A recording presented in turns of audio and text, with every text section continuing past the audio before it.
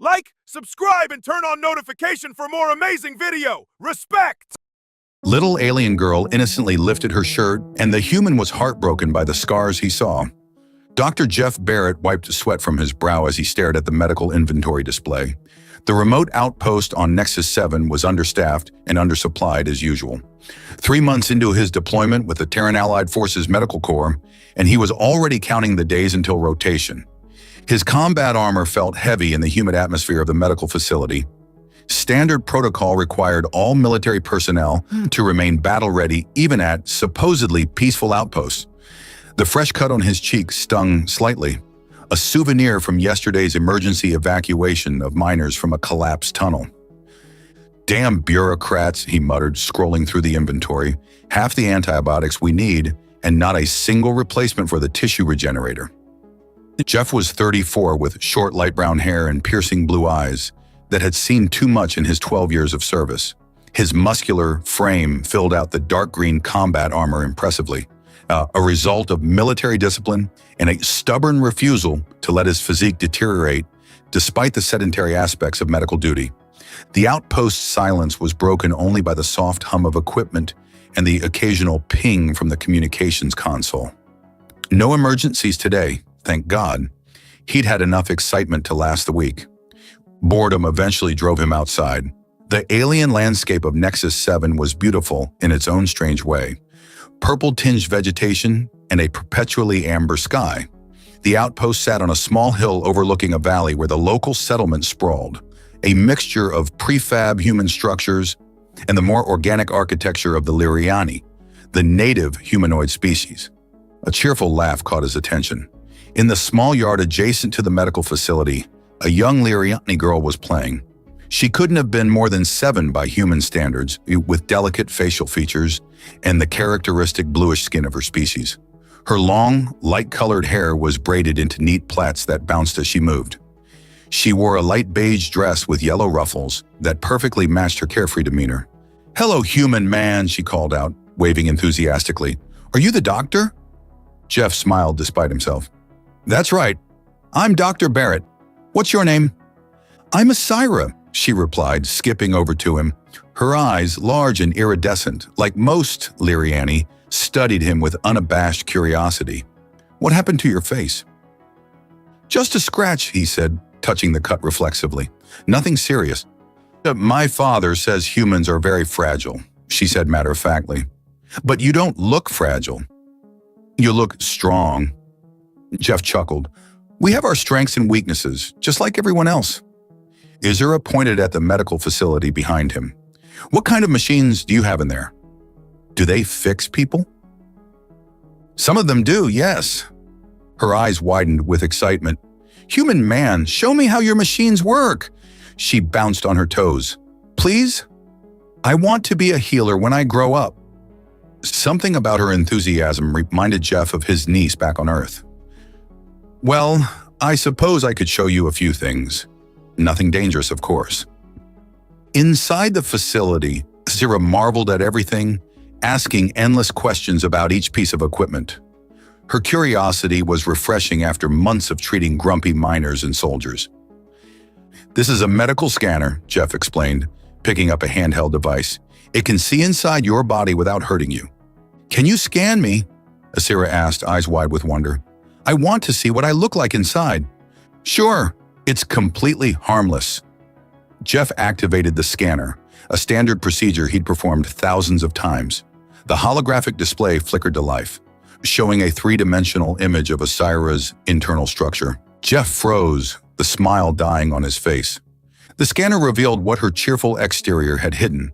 Her small body was a map of healed fractures and scar tissue. Multiple ribs showed signs of previous breaks. Her left arm had been fractured in at least 3 places. Internal scarring suggested past trauma to several organs. These weren't accidental injuries. They were systematic, deliberate, the kind Jeff had seen too many times in war zones and abuse cases. "See, human man, I'm totally healthy," Asira chirped, oblivious to what the scanner was showing. She pointed at the hologram. "Is that my heart? It's so pretty and blue." Jeff swallowed hard, forcing his professional mask back into place. "Yes, that's your heart." It looked Very strong. As Asira continued chattering about becoming a healer someday, Jeff felt a cold fury building inside him. Someone had hurt this child, repeatedly and severely, and they were still out there, perhaps in that very settlement. Asira, he asked carefully, who do you live with? My guardian Torn, she replied. He takes care of lots of children whose parents went away. An orphanage or foster care system, then? Jeff made a mental note of the name. He says I'm special because I heal faster than the others, she added proudly. Jeff felt sick. Faster healing meant the abuse could be more frequent without raising suspicion. Well, he said, keeping his voice steady, you are certainly special, Asira. Would you like to come visit again tomorrow? I could teach you more about healing. Her face lit up. Really? I'd love to. As he watched her skip away a few minutes later, Jeff's hand tightened into a fist. In 12 years of military service, he'd seen the worst humanity and other species could do to each other. But this was different. This was personal now. He activated his comm unit. Command, this is Dr. Barrett at Outpost Nexus 7. I need to request information on local child protection protocols and the authority of military medical personnel in civilian matters. The bureaucratic nightmare that would follow didn't matter. What mattered was that little girl with the bright smile and terrible scars. Jeff Barrett had just found a mission far more important than inventory reports. The next morning, Jeff sat in his office, staring at the terminal with growing frustration. He'd spent hours navigating the labyrinthine colonial regulations regarding child welfare on Nexus 7. Access denied flashed the screen for the third time. Military personnel require Level 4 clearance for civilian welfare records. Son of a... Jeff caught himself, slamming his fist on the desk. He'd been denied at every turn. The local authorities had a clear message. Military doctors should stick to treating military personnel. His comm unit buzzed. Dr. Barrett, came the stern voice of Colonel Harrington. I understand you have been making inquiries about local civilian matters. Jeff straightened. Yes, sir. I have concerns about a potential abuse case involving a Liriani child. Doctor, need I remind you that we are guests on this planet? The Liriani have their own customs and legal systems. We cannot impose Terran standards on their society. With all due respect, sir, abuse is abuse in any culture. That's where you're wrong, Barrett. What constitutes abuse varies widely across a species and cultures. The Liriani skeletal structure is remarkably resilient.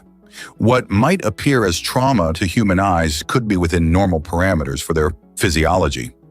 Jeff bristled. Sir, I've studied xenophysiology extensively. These injuries were deliberate and severe by any standard. I'm not saying to ignore genuine concerns, but follow proper channels. Submit a formal report to the Colonial Liaison Office. They'll investigate if warranted. And how long will that take? As long as necessary to respect diplomatic protocols. That's an order, Doctor. Stay in your lane. The connection terminated, leaving Jeff seething. The proper channels could take weeks, even months. By then, what might happen to Asira?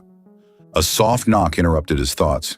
He looked up to see Nurse Caldwell, concern etched on her face. Dr. Barrett, there's a Liriani child in exam room 2. She's asking for you specifically. His heart sank. Asira, Caldwell nodded. She seems different today, not as cheerful.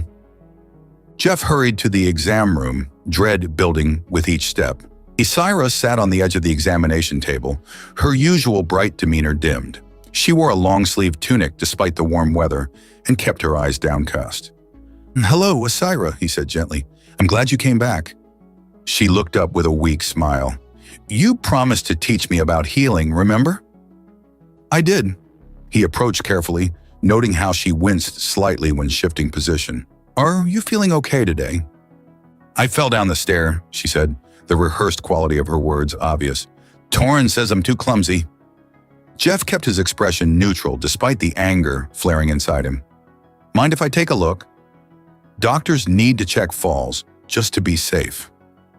She hesitated, then nodded. Will you use the light machine again? If that's okay with you.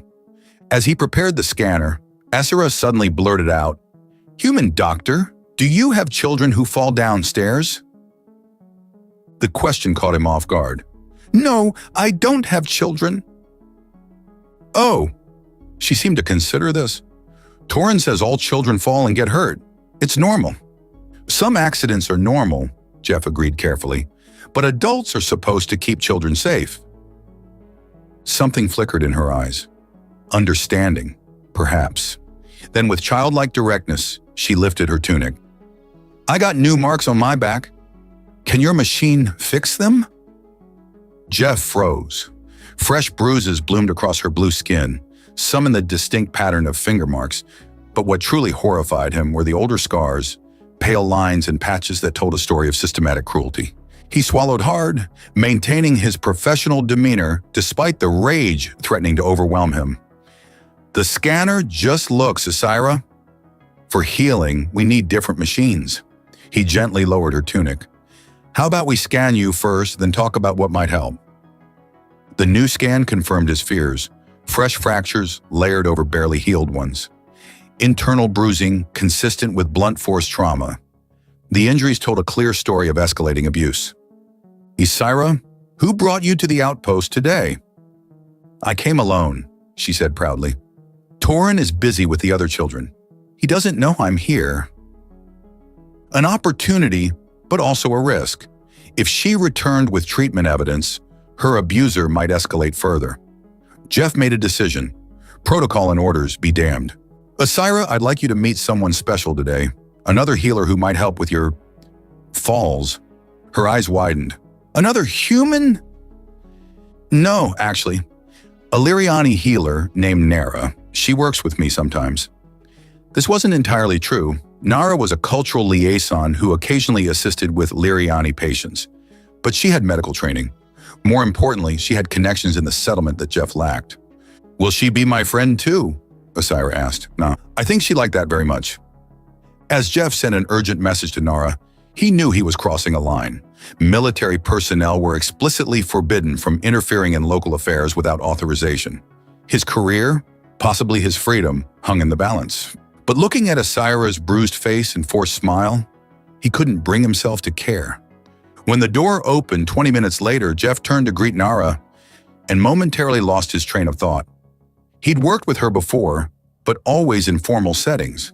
Today, she wore traditional Liriani attire that accentuated her tall, graceful figure. Her skin was a deeper blue than Asira's, almost sapphire, and her silver-white hair fell in elaborate braids past her shoulders. Her eyes, large and luminescent like all Liriani, fixed on him with unusual intensity. Dr. Barrett, she said, her melodic voice carrying a note of concern. Your message sounded urgent. Before he could respond, Asira gasped, You're so pretty. Are you really a healer? Nara's expression softened as she turned to the child. I have some healing knowledge, yes.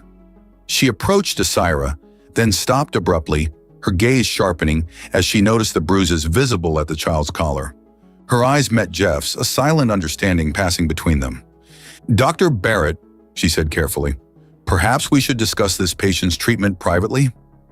As Nurse Caldwell distracted Asira with a medical game, Jeff led Nara to his office, aware that he was about to place his fate, and more importantly, Asira's, in her hands. Jeff closed his office door, acutely aware of Nara's presence in the confined space. Her scent, something like cinnamon and rain, filled the room. I apologize for involving you without explanation, he began, but I didn't know where else to turn. Nara's luminescent eyes studied him with surprising intensity. No apology needed, Dr. Barrett. In fact, your message was fortuitous. Jeff, please, he said automatically. Jeff!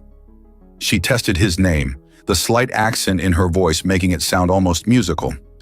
I've been monitoring Torin's orphanage for nearly 6 months. He blinked in surprise. You have?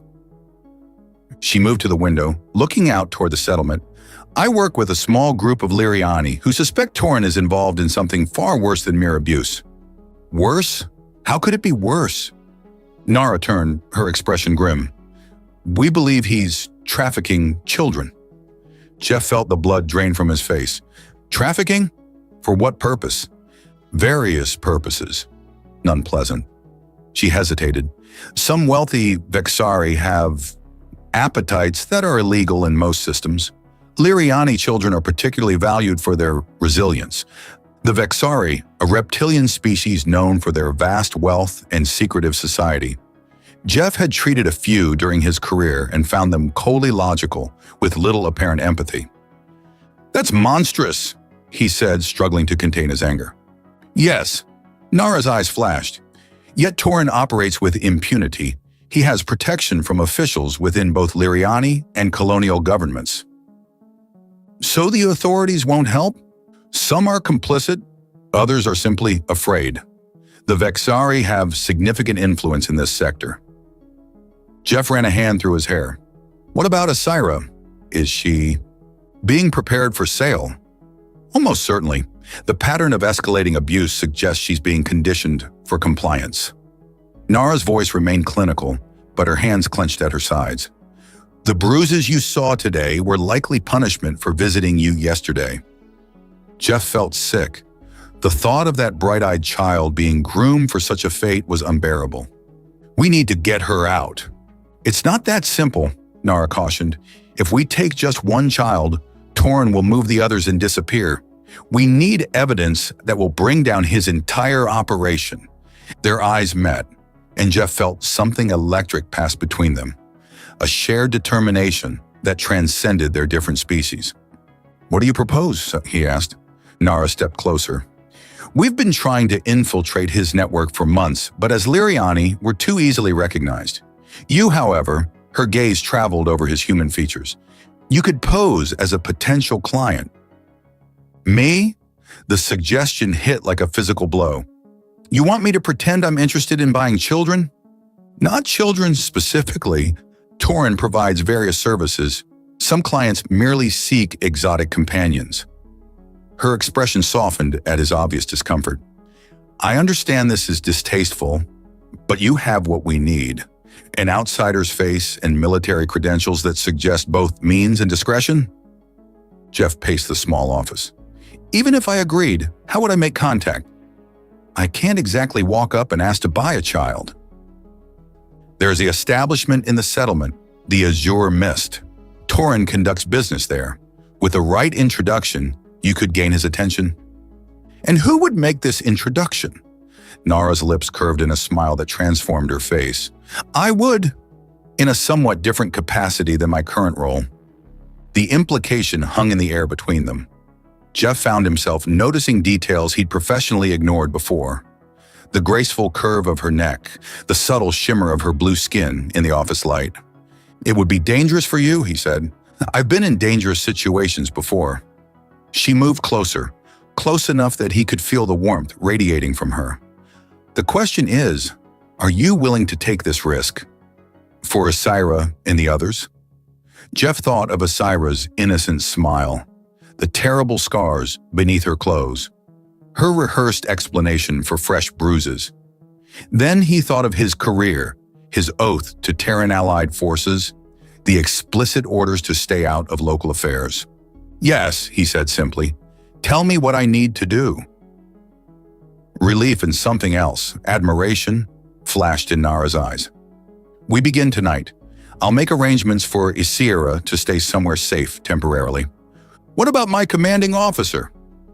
"If I disappear from the outpost, call in sick, a stomach virus perhaps, something that might keep you indisposed for a few days." Jeff nodded. "I can do that." "Good." Nara reached out, her long fingers brushing his arm. The touch sent an unexpected jolt through him. "I'll meet you at your quarters at sunset. Wear civilian clothes.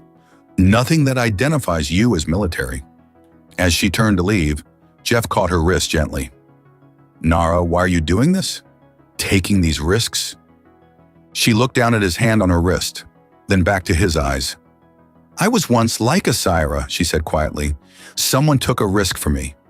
Now I do the same for others." The simple statement hit Jeff with unexpected force.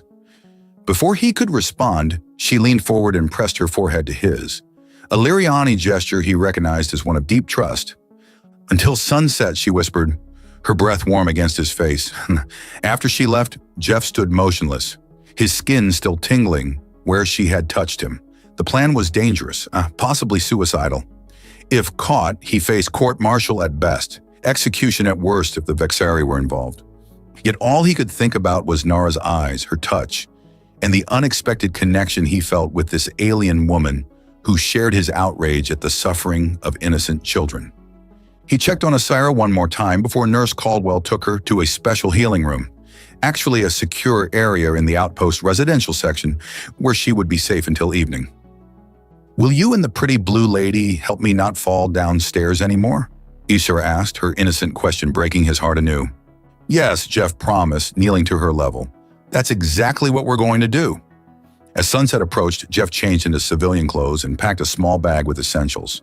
His hand hesitated over his service pistol before securing it in a concealed holster. Whatever happened tonight, he wouldn't be unprepared. A soft knock came precisely at sunset. When he opened the door, he momentarily didn't recognize Nara. Gone were the professional braids and modest attire. Her silver-white hair fell loose around her shoulders, and she wore a shimmering dress that accentuated every curve of her tall, graceful form. "Ready?" she asked, a hint of nervousness in her voice. Jeff swallowed hard, suddenly aware that this mission might be dangerous in ways he hadn't anticipated. "Ready," he confirmed, stepping into the amber twilight beside her. The azure mist lived up to its name. A haze of blue-tinted smoke hung in the air, giving the establishment an ethereal quality. The clientele was diverse. Liriani locals, human colonists, and a smattering of other species Jeff couldn't immediately identify. "Remember," Nara whispered, her lips brushing his ear as they entered. "You're Jeff Vane, a private security contractor with expensive tastes and flexible morals." Her arm was linked through his, her body occasionally pressing against him as they navigated the crowded space. The contact was distracting in ways Jeff hadn't anticipated. "And you're," he asked, trying to focus on their mission. "Lista, your companion for the evening?" Her smile held a practiced seductiveness that was entirely different from her professional demeanor. A companion who knows people who can provide specialized services. Jeff nodded, slipping into his role. He scanned the room with the practiced eye of a security professional, noting exits and potential threats. "Where's our target?" "Not yet," Nara cautioned. "First we establish ourselves. Torin never approaches directly. We need to attract the right attention." She led him to a private booth in the corner, signaling a server. When their drinks arrived, something amber-colored that smelled potent, Nara shifted closer, her thigh pressing against his. "We're being watched," she murmured, running a finger along his jawline. 3 o'clock, the Vexari official with the gold collar. Jeff resisted the urge to look directly, and instead he turned his face toward Nara, using the movement to glance in the indicated direction. A tall reptilian figure in an elaborate uniform sat at a central table, surrounded by attendants. His scaled skin gleamed under the establishment's moody lighting, and the gold collar around his neck marked him as a high-ranking official. "Governor Drex," Nara explained, her lips close to Jeff's ear, "colonial administrator for this sector. If he's here personally..." "Then this operation is bigger than we thought," Jeff finished. Nara nodded, her expression grave despite her outwardly flirtatious demeanor. The Vexari wouldn't send someone of his rank for a small-time operation. Jeff took a sip of his drink, using the gesture to survey the room again. "How do we proceed?" "We make ourselves noticeable," Nara said. Then, with a fluid grace that caught him off guard, she slid onto his lap, her arms draping around his neck. "Follow my lead," she whispered. The unexpected intimacy sent heat coursing through Jeff. Her weight on his lap, the scent of her skin, the way her silver-white hair fell forward to create a curtain around their faces. It was overwhelming. "You're very good at this," he managed, his hands finding her waist instinctively. A flash of vulnerability crossed her features. "Not by choice, originally, but we use the skills we have." Before he could respond, she leaned in as if to kiss him, instead whispering, "Drex is watching us now. When I signal, follow me to the back rooms. That's where business happens." Jeff nodded, acutely aware of her body against his. Despite the danger of their situation, he found himself responding to her proximity in ways that had nothing to do with their cover.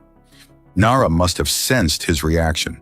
Her eyes met his, surprise giving way to something warmer.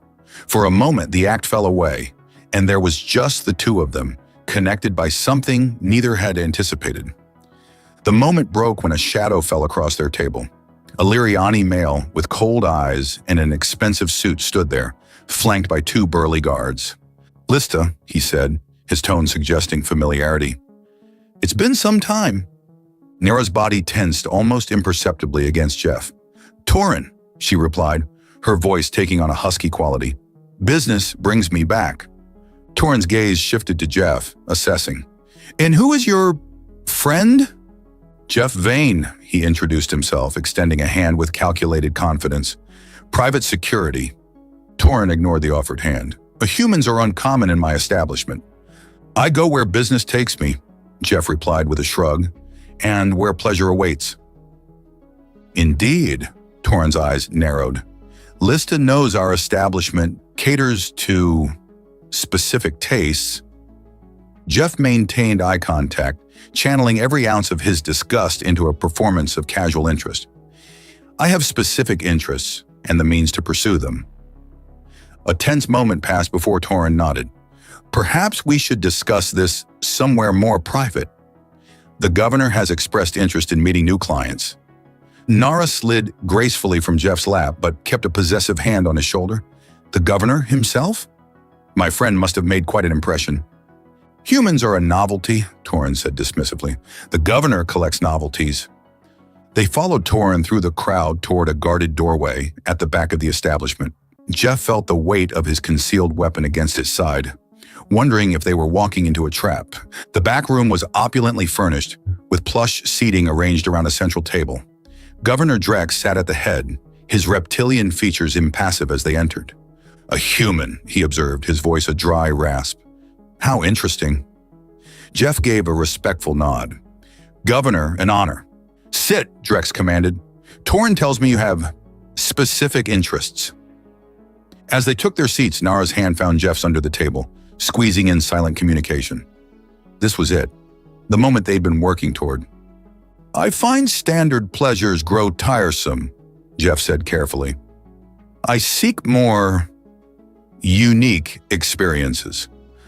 Drex's forked tongue flicked out briefly. "And what brings you to our humble sector?" "Business initially, but I've heard whispers that certain arrangements can be made here that are difficult to find elsewhere." "Whispers?" Drex repeated, his cold eyes shifting to Nara. "From your companion, perhaps?" "Lista has been most helpful in guiding me to the right people." The governor leaned forward. "And what exactly are you seeking, Mr. Vane?" Jeff felt Nara's hand tighten on his. This was the critical moment. Say too much, and they'd be exposed. Too little, and they'd lose their opportunity. "Youth," he said simply. "Innocence. Something untouched by the harshness of the galaxy." Drex and Torin exchanged glances. "Such commodities are rare," Torin said carefully, "and expensive. I'm prepared to pay." Jeff reached into his jacket, producing a credit chip with a substantial balance, courtesy of Nara's underground contacts. "Consider this a down payment on our future relationship." Drex's eyes gleamed with interest. "Perhaps we can accommodate you. We have recently acquired new merchandise that might suit your tastes. Liriani stock primarily, though we have other options if you prefer variety." Jeff forced himself to smile. "I'd be very interested in reviewing your inventory." "Tomorrow evening," Drex decided. "A private showing can be arranged, for select clients only." "I look forward to it." As they left the azure mist an hour later, Jeff felt physically ill. The conversation, the pretense, the knowledge of what was happening to those children, it took every ounce of his self-control not to go back and put a bullet in both Torin and Drex. "We did well," Nara said quietly as they walked through the darkened settlement. "Better than I hoped. A private showing means access to their facility." Did you hear what he said? "Recently acquired merchandise. That means there are new victims?" Nara's face was grim in the moonlight. "Yes, but tomorrow we'll have proof, enough to bring in both Terran authorities and my Liriani contacts." They reached Jeff's temporary quarters, a small apartment Nara had arranged through her network, away from the military outpost. safe from surveillance. At the door, Nara hesitated. I should go. Make my report to my contacts. Jeff caught her hand. Stay, he said, surprising himself with the request. Please, I don't think either of us should be alone tonight. Their eyes met, and the tension that had been building between them all evening crystallized into something neither could deny. When Nara stepped into his arms, it felt like the most natural thing in the world. Later, as moonlight streamed through the window, casting a silver glow over Nara's blue skin, and Jeff traced the contours of her face with gentle fingers. I never expected this, he admitted. Any of this. She smiled, her luminescent eyes soft in the darkness. Humans are constantly surprising. It's what makes your species so fascinating. Is that all we are to you? A fascinating species? Nara propped herself up on one elbow, studying his face. You are much more than that, Jeff Barrett. You saw a child in pain and risked everything to help her. That kind of compassion. She touched his chest, right over his heart. It's rare in any species. As they drifted to sleep in each other's arms, Jeff pushed away thoughts of tomorrow's dangers.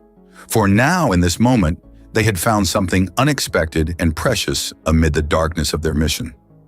Morning found Jeff and Nara entwined in each other's arms, their night together having forged a connection neither had expected.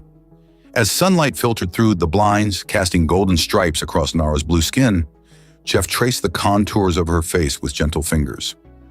I need to contact my people, he said softly. This is bigger than we can handle alone. Nara's luminescent eyes opened, studying him with concern. You're military. Won't that put your career at risk? Some things matter more than careers. He pressed his lips to her forehead. What we saw last night, a colonial governor involved in trafficking. This goes beyond local corruption. She nodded slowly. My contacts have suspected interstellar connections, but we've never had proof. Tonight, we'll get that proof. Jeff sat up, reaching for his secure comm unit. I know someone in Terran intelligence who can be trusted. No official channels, just backup if things go wrong. While Nara contacted her underground network, Jeff encrypted a message to Commander Chambers, an old friend from his early military days who now worked in intelligence. The message was brief but clear. Evidence of high-level Vexari involvement in child trafficking on Nexus 7, possible interstellar network, requesting covert support. The response came faster than expected. Assets in position within 6 hours. Gather evidence. Extract if necessary. Full deniability. They're sending help, Jeff told Nara when she returned. Unofficially. Relief softened her features. My people will be ready too. She sat beside him, her hand finding his. But there's something else. I received word about the children being shown tonight. Jeff tensed. What about them? Izira is among them. Nara's voice cracked slightly. She was transferred from Torrens' main facility yesterday. The news hit Jeff like a physical blow. Then we can't wait. We need to get her out tonight, during the showing. It's dangerous. If we move too soon. I don't care, Jeff interrupted, his jaw set. I'm not leaving her there a minute longer than necessary. Nara studied his face, then nodded. This is why She stopped herself, a flush darkening her blue cheeks. Why you what? Jeff prompted gently. She met his eyes. Why I find humans so remarkable. Your passion, your determination to protect the vulnerable. It's not just talk with your species. You act, even at personal cost. Jeff pulled her close, breathing in her cinnamon rain scent. Not all humans, but enough of us, I hope. They spent the day preparing, reviewing the facility's layout based on Nara's intelligence, checking weapons, and establishing emergency extraction points with both their contacts. By evening, they were as ready as they could be. Torrens' message arrived precisely at sunset, coordinates for the showing and instructions to come alone. He doesn't know I'm aware of your true identity, Nara said as they prepared to leave separately. I'll arrive first, as expected. You follow 30 minutes later. Jeff nodded, adjusting his concealed weapon. If anything feels wrong, I'll signal. She touched the ornate necklace at her throat, which contained both a tracker and emergency beacon. But we need to see the facility, document everything before we move. Their goodbye was brief but intense, both aware of the dangers ahead. As Nara slipped out into the gathering darkness, Jeff felt a tightness in his chest that went beyond concern for a mission partner. 30 minutes later, he approached the coordinates, a nondescript warehouse in the industrial sector of the settlement. 2 guards flanked the entrance, their reptilian features marking them as Vexury mercenaries. "Jeff Vane," he stated, "I'm expected." After a security scan that thankfully missed his well-concealed weapon, he was escorted through a series of corridors into what appeared to be a converted storage area. The space had been transformed into a macabre showroom, with private viewing booths arranged around a central stage. Governor Drex sat in the most elaborate booth, flanked by aides. Torrin stood nearby, speaking with several well-dressed clients. Nara was already present, playing her role as Lista to perfection, though Jeff caught the tension in her posture. "Mr. Vane," Drex called, gesturing him over. "Punctual. I appreciate that in business associates." Jeff forced a smile, taking the offered seat beside the governor. "I don't like to waste time, especially when pursuing valuable acquisitions." "Indeed," Drex's forked tongue flicked out briefly. "Tonight's showing includes some exceptional specimens, recently acquired, as I mentioned." The casual cruelty in his tone made Jeff's skin crawl, but he maintained his facade. "I look forward to it." Nara drifted over, playing her part as she draped herself across the arm of Jeff's chair. "The governor has excellent taste," she purred. "You won't be disappointed." Her hand brushed his shoulder in what appeared to be a casual gesture, but Jeff felt her slip something into his pocket, a data chip presumably containing information from her earlier arrival. The lights dimmed and Torrin took center stage. "Distinguished guests, tonight we present our newest acquisitions for your consideration." What followed was worse than Jeff had imagined. Children of various species were brought out in small groups, presented like merchandise, their vacant expressions suggesting sedation. Jeff activated the micro camera concealed in his jacket button, documenting everything while maintaining his interested client facade. Then Asira appeared in the final group. Unlike their first meeting, her bright spirit seemed dimmed, her movements sluggish. But when her gaze swept the room, she spotted Jeff. Recognition flashed in her eyes before she quickly looked down. "The blue female in the last group," Jeff said to Drex, keeping his voice steady despite his racing heart. "She interests me." Drex nodded approvingly. "Excellent choice. Rare coloration, even among Liriani, and remarkably resilient physiology. I'd like a closer examination before finalizing any transaction." "Of course, private viewings are available after the general showing." As the presentation concluded, Jeff caught Nara's eye. A silent communication passed between them. They needed to move soon. The evidence was gathered, and Asira's recognition of Jeff could expose them if she reacted too obviously during the private viewing. Jeff discreetly checked his comm unit. A single message from Commander Chambers. "Assets in position. Signal when ready." The moment had come. As Torrin announced the beginning of private viewings, Jeff leaned toward Nara. "It's time," he whispered. She nodded imperceptibly, her hand moving to her necklace. One press would signal both their teams to move in. But before she could activate it, a commotion erupted at the entrance. Guards rushed in, surrounding a tall human male in civilian clothes. "Sir," one guard addressed Drex, "this human claims to be from Terran Colonial Administration. He's demanding access." Jeff tensed, recognizing Colonel Harrington, his commanding officer. How had he found them? Had their operation been compromised? Drex rose, his reptilian features contorting with anger. "This is a private event. Remove him." "Wait," Jeff said, making a split-second decision. "I know this man. He's military, not administration." All eyes turned to Jeff, including Harrington's, whose expression shifted from confusion to shock as he recognized his subordinate. "Dr. Barrett," the colonel said, "what the hell are you doing here?" In that moment, their cover was blown. Jeff met Nara's eyes, gave a slight nod, and reached for his weapon as she pressed her necklace. The warehouse erupted into chaos. "Get down!" Colonel Harrington shouted, drawing his sidearm as chaos erupted around them.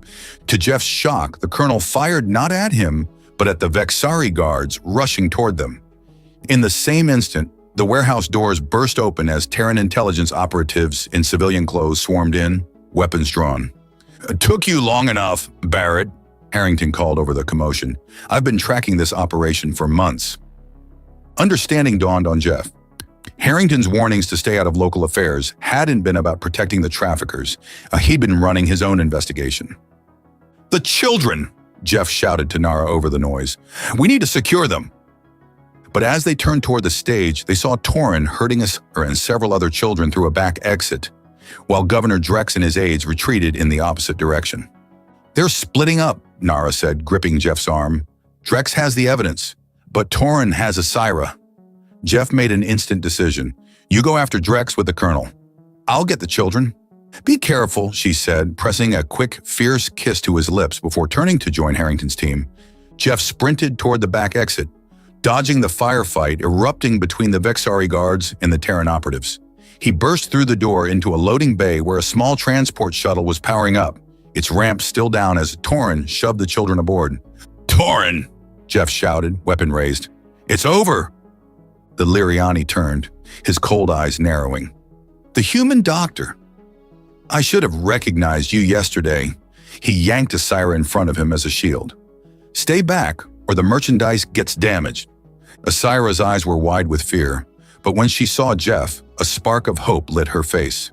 "Human man," she cried, "you came for me." "I promised I would, Asira," Jeff said steadily, keeping his weapon trained on Torin while looking for an opening. "Everything's going to be okay now." Torin backed toward the shuttle ramp, touching, but futile. "These children are worth millions on the Vexari market.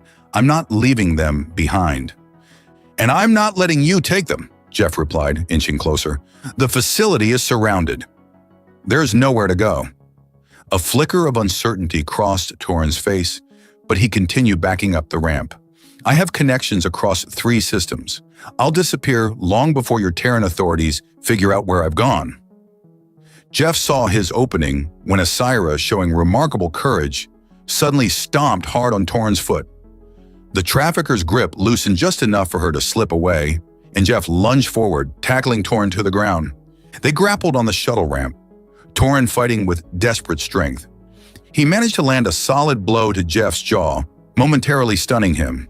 As Torin reached for a concealed weapon, Jeff heard Asira's voice. "Human man, catch!"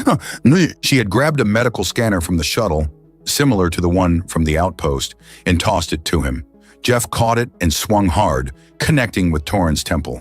The trafficker collapsed unconscious. "Get the other children," Jeff told Asira as he secured Torin with restraints. "We're leaving." With remarkable composure for a 7-year-old, Asira helped guide the other children, 5 in total, off the shuttle. As they emerged from the loading bay, Jeff saw that the firefight had ended. Terran operatives were securing the facility, and Colonel Harrington was overseeing the arrest of several Vexari officials.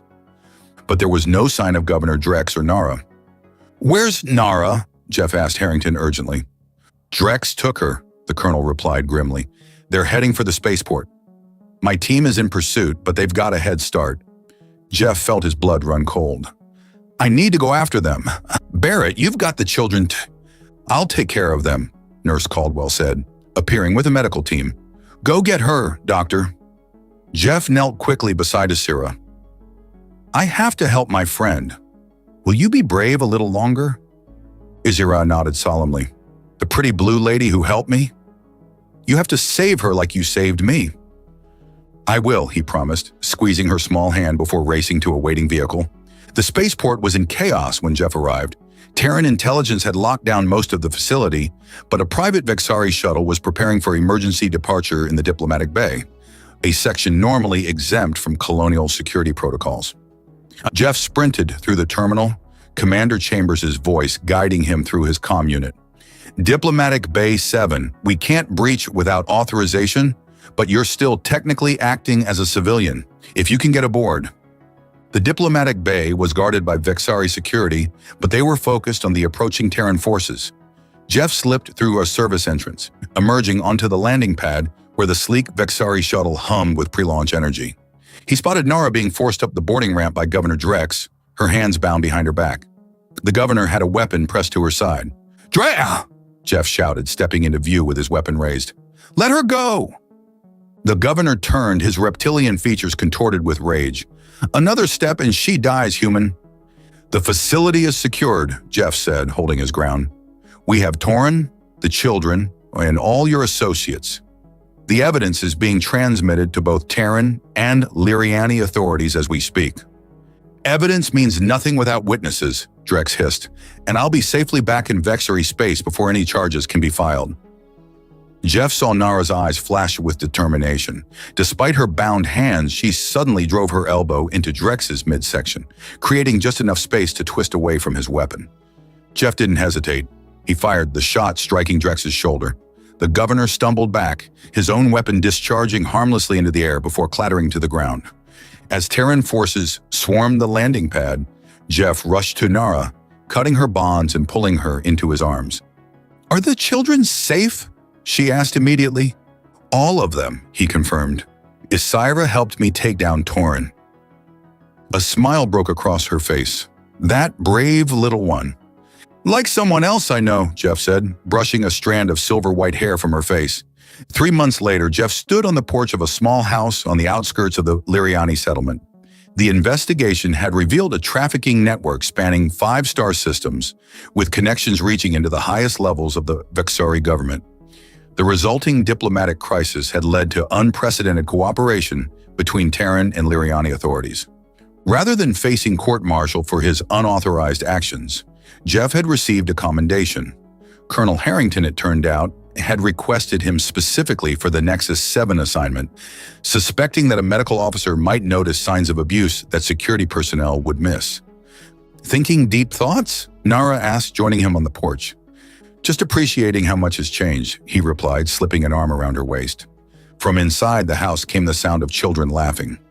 Isira and 2 other rescued children now lived with Nara, who had been granted official guardian status.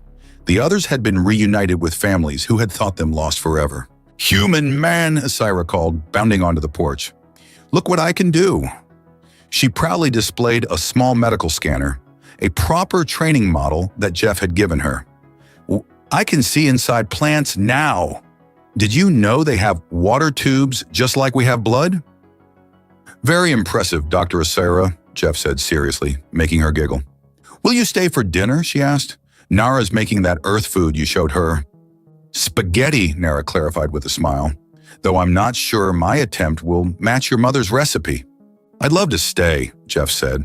In truth, he'd been spending most nights there anyway, returning to the outpost only for his shifts. As Isira skipped back inside, Nara turned in his arms. "Have you thought more about the transfer offer?" Terran Medical Corps had offered him a permanent position on Nexus 7, heading a new joint human Liriani pediatric facility. It would mean leaving military service, but staying on the planet, staying with them. "I accepted this morning," he said. "Officially, I start next month." Joy lit her luminescent eyes. "So you're staying?" "Wild horses couldn't drag me away," he said, then laughed at her confused expression. Earth expression. "It means yes, I'm staying, for good." That evening, as they sat around the dinner table, Nara, Jeff, Isira, and the other children, Jeff reflected on the strange path that had led him here. One chance encounter with a little girl who had innocently shown him her scars had changed everything. Later, as he and Nara stood in the doorway of Isira's room, watching her sleep peacefully, Nara leaned her head against his shoulder. "You know what amazes me most about humans?" she whispered. "What's that?" "How you can look at something broken and see not what it is, but what it could be. You saw Isira's scars, and instead of pity, you felt determination to help her heal." Jeff turned to face her, cupping her cheek gently. "That's not just a human trait." "Perhaps not," she conceded, "but you do it with such passion." As they retired to their room, Jeff reflected that some scars never fully disappeared. Isira would always carry hers, as would the other children. But scars were just evidence of healing, of survival. And with enough love and care, even the deepest wounds could mend. In the quiet darkness, with Nara's warmth beside him and the knowledge that the children were safe in their beds, Jeff felt a peace he'd never known before. From the most heartbreaking beginning had come the most beautiful outcome. A family, unconventional perhaps, but bound together by something stronger than blood. A family that had begun the moment a little alien girl had innocently lifted her shirt, and a human man's heart had broken at the sight of her scars.